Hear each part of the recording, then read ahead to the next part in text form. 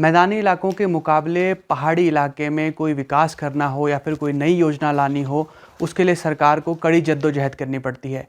सरकार इसे लेकर शिमला डेवलपमेंट प्लान लेकर आई थी, जिसकी वजह से जो पहाड़ों की रानी शिमला है उसमें जाठिया देवी से लेकर फागू तक किस तरह से डेवलपमेंट होनी है, इन तमाम बातों का जिक्र था। लेकिन इस बीच एनजीटी ने इस पर रोक लगा दी।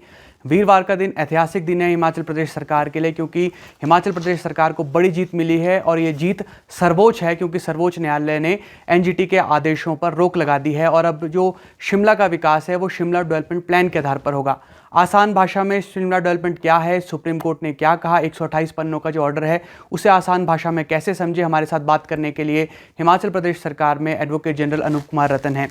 सबसे पहले बहुत बहुत स्वागत अनूप जी आपका। आसान भाषा में समझना चाहेंगे, अब जो सुप्रीम कोर्ट ने रोक लगाई है एनजीटी के आदेशों पर, क्या फ़ायदा शिमला की जनता को इससे होने वाला है? देखिए, सबसे पहले तो मैं कहना चाहूँगा कि ये रोक नहीं बल्कि एनजीटी के ऑर्डर को रद्द कर दिया गया है। जो ऑर्डर एनजीटी ने पास किया था कि आप शिमला में 2.5 मंजिल से ज़्यादा की कंस्ट्रक्शन नहीं कर सकते हैं, और भी डिफरेंट आदेश एनजीटी ने दिए थे, और ये स्पष्ट और कहा था कि इन्हीं आदेशों के अनुसार जो शिमला में डेवलपमेंट हो वो एनजीटी के आदेशों के अनुसार ही हो। उसमें एक आदेश ये भी था कि आप डेवलपमेंट प्लान बनाओ, लेकिन उसमें भी बड़ी रिस्ट्रिक्शन लगा दी गई थी।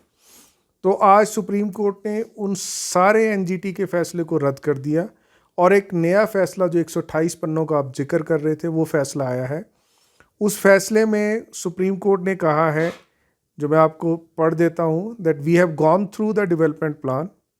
The development plan has been finalised after taking into consideration the reports of various expert committees. It is important that Supreme Court has mentioned that expert committees जो थी उनको हमने इंक्लूड किया है, उनके विचार लिए हैं, and the studies undertaken with regard to various aspects including environmental and ecological. हमारा ऑब्जेक्शन एनजीटी के ऑर्डर में यह था कि जब एनजीटी ने ऑर्डर पास किया तो उन्होंने कोई बहुत लंबी चौड़ी स्टडी नहीं करवाई। जो भी स्टडी, जो भी एक्सपर्ट की थी, वो भी उस तरह से नहीं थी कि शिमला के डेवलपमेंट के लिए, सस्टेनेबल डेवलपमेंट के लिए इम्पॉर्टेंट हो, और कोई ऐसा बेसिस नज़र नहीं आ रहा था शिमला की 150 साल 200 साल के इतिहास को देखते हुए कि कंस्ट्रक्शन को पूरी तरह रिस्ट्रिक्ट कर दिया जाए।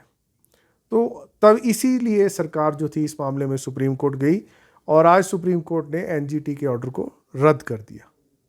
सर, ये जो शिमला डेवलपमेंट प्लान है, अब किस तरह से लोग यहाँ पर घरों का निर्माण कर सकेंगे? क्योंकि जिक्र ये भी आ रहा था घर के अलावा कुछ बड़े बड़े प्रोजेक्ट्स हैं, हॉस्पिटल से जुड़े हुए थे, वो भी नहीं बन पा रहे थे, तो इससे कितना फ़ायदा होने वाला है? देखिए, आपने बिल्कुल ठीक कहा।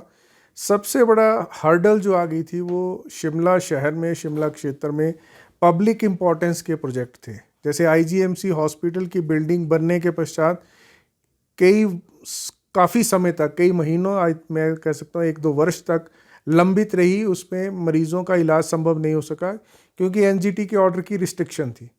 डिफरेंट कमेटियां उनको जांच पड़ताल कर रही थी, जबकि होना ये चाहिए था कि जो जनता के लिए भवन निर्माण किए जाते हैं, जो पब्लिक इंटरेस्ट में भवन निर्माण किए जाते हैं, उन सब भवनों पर प्रदेश सरकार को ये हक होना चाहिए कि वो किस प्रकार से, क्योंकि वो किसी के डेवलपमेंट आम जनता के लिए है, और जो ज़मीन है शिमला शहर में या आसपास क्षेत्रों में वो कम है।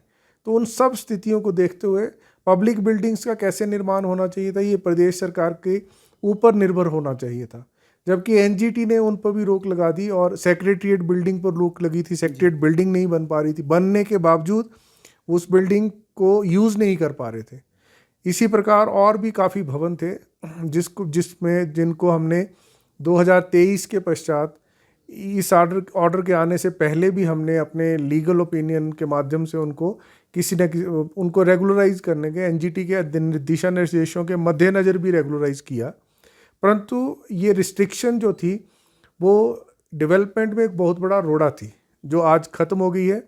अब शिमला नगर निगम या उससे अटैच्ड जितने भी एरिया जहाँ तक इस डेवलपमेंट प्लान की पहुँच बनती है, उसमें जो शिमला को 4 भागों में बांटा गया, core area, non core area, green belt area और कमर्शियल एरिया, एक्सेट्रा एक्सेट्रा। तो जो कोर एरिया है वहाँ रिस्ट्रिक्टेड कंस्ट्रक्शन है। कोर एरिया में वैसे पुरानी कंस्ट्रक्शन है, ओल्ड लाइन्स पे कंस्ट्रक्शन होनी है, और 2+1 एक प्लस एटिक का प्रावधान किया गया है। नॉन कोर एरिया में 3 मंजिलें प्लस एक पार्किंग फ्लोर जो रोड के साथ है प्लस एटिक का प्रावधान किया गया है डेवलपमेंट प्लान में।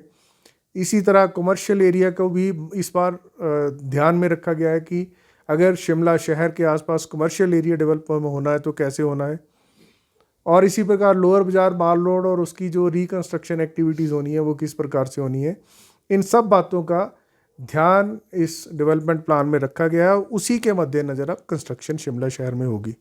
तो मैं ये कहना चाहूँगा कि अब क्योंकि शिमला शहर काफ़ी वर्षों से एक डेवलपमेंट प्लान के लिए तरस रहा था, जिसमें लोगों को, आम नगरवासी को ये पता हो कि मेरे कंस्ट्रक्शन करने के ये पैरामीटर्स हैं, वो समय समय पर बदलाव होते रहते थे।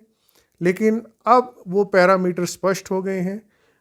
उन पैरामीटर्स, अगर इस प्लान को अमेंड भी करना है तो बहुत प्रोसीजर होता है।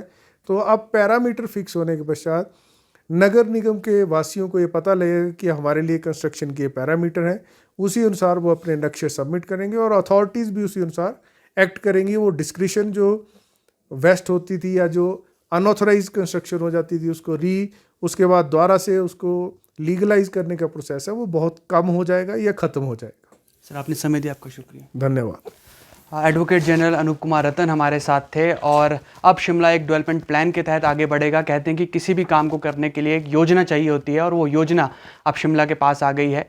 एक बात ये भी बहुत चर्चा में रहती है कि बजट और जो कोर्ट के ऑर्डर्स होते हैं वो हमेशा आते तो हैं लेकिन समझ नहीं आते। तो इस समझाइश के लिए हमारी मदद की अनूप कुमार रतन ने। फिलहाल के लिए इतना ही। आप जुड़े रहिए ABP लाइव के साथ।